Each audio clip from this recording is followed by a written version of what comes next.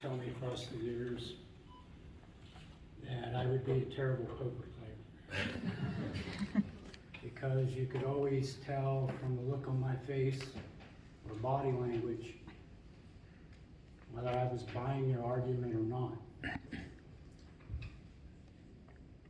I'm sure right now you can see on my face that this is overwhelming for me.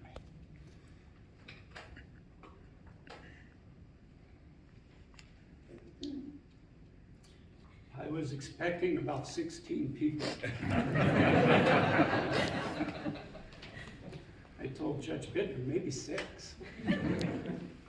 He said maybe 60. I want to thank every one of you for being here. I am just absolutely humbled at the number of people who are here today. I want to thank the Bar Association, George Kaufman in particular, for organizing today's event. I appreciate all the hard work that the Bar Association has done and he has done on my behalf. I have a little story to tell regarding how the portrait came about. But before I tell that story, I'm going to force you all to listen to me reminisce just a little bit and publicly thank the people who are responsible for me standing here today. When I see how elections are conducted today, I can't help but think back to my first campaign in 2005. And I always draw the same conclusion. Campaigns back then were much simpler and much more dignified. My campaign had a website, a very rudimentary one. And that was the sum total of our internet footprint. We didn't have a social media presence. We didn't need one. First of all, social media was in its infancy then. And certainly then people were not using it for the nefarious purposes that they use it today. But let me tell you what I did have.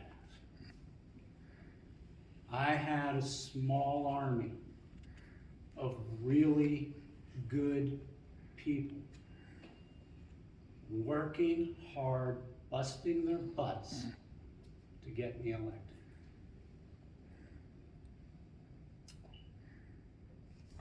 Our politics were more positive than negative. Our campaign was person to person, door to door retail politics. It was always exhausting, but never nasty. By damn, it produced some amazing results.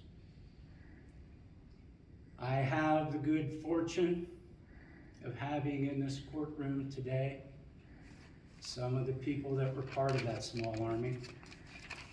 My mother and father, John and Sandy Gary, my brother John, Lois Witt Caton, Matt Zacko, and of course, John and Judy Emmerich.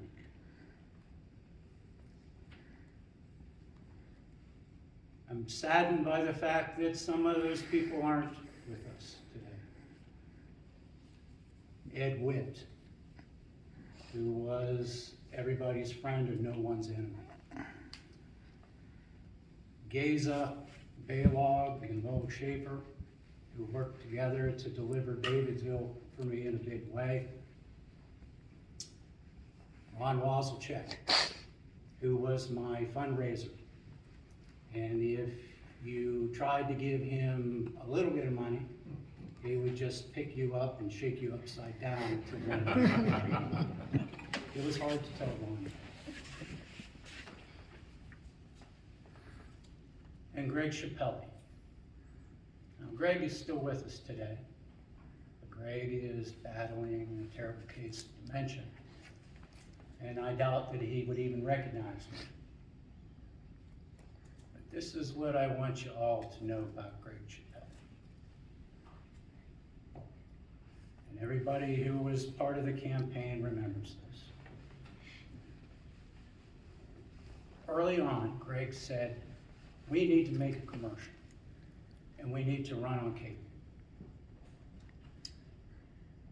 And I remember a lot of us were like, well, Greg, you know, it's kind of early. I mean, my gosh, this is like March. And Greg was adamant. He said, it's really cheap. It's your chance to get name recognition when nobody else is out there yet. Now, mind you have to understand that no one on our committee knew anything about running for anything. Greg was the only one with any experience. Of course, he was a county commissioner at one time. So I made a commercial. And we ran it 60 times a day in people's houses. It was like 6 times a day times 10 channels.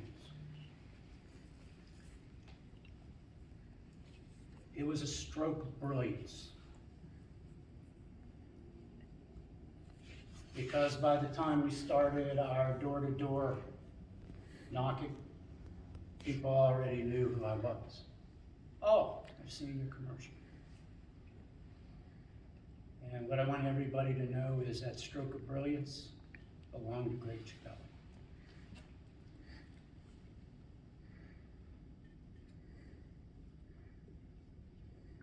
Then came the retention election, 10 years later. Now, retention elections are different. My opponents were basically just people who were unhappy with my decisions in the preceding 10 years. So my small army had shrunk.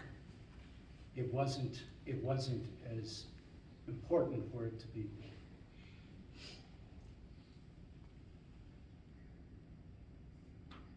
The linchpin of my small army the second time around was my beautiful wife, Stacy, who organized so much of the work, got some of our family members and close friends to help.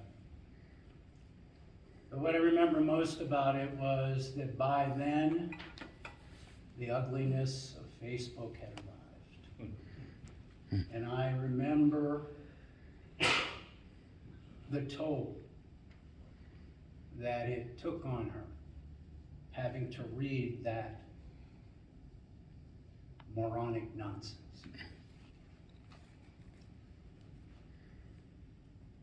We were happy on election night when we saw that we had been retained, and we knew that my name would never appear on another ballot.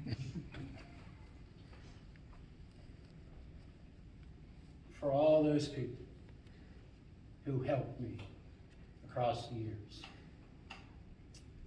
and there are dozens and dozens and dozens of them. When I say a small army, it was dozens. I want to one final time publicly thank you for everything you've done for me. If it had not been for those people, I wouldn't be standing here today, embarrassed to have my portrait revealed.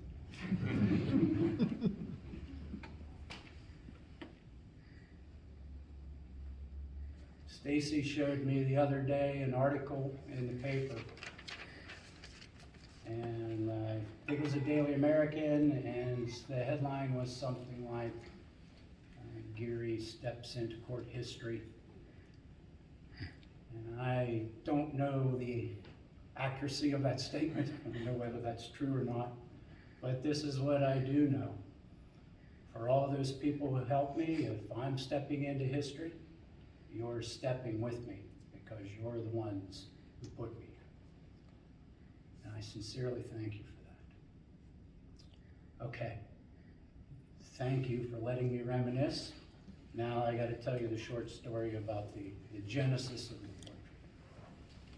So it's November of 2005. We are holding a party for all the people who, that small army that works so hard.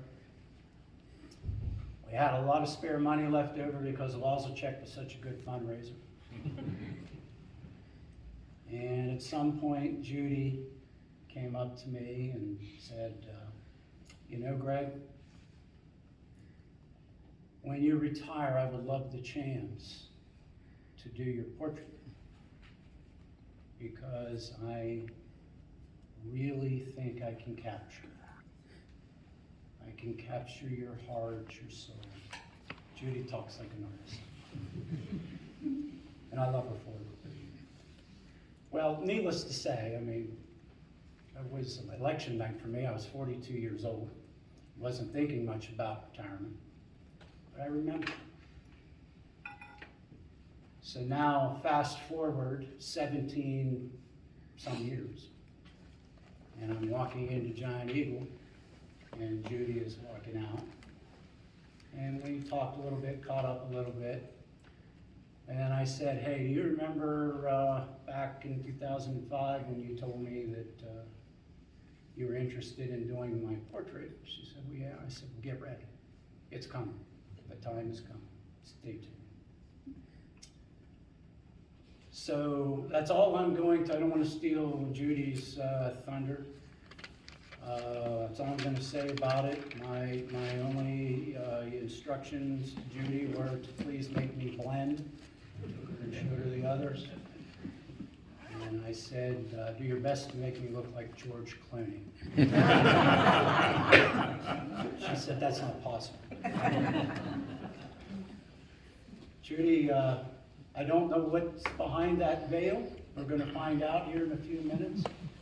But I want to thank you for your artistic skill and your hard work, and most of all, our friendship.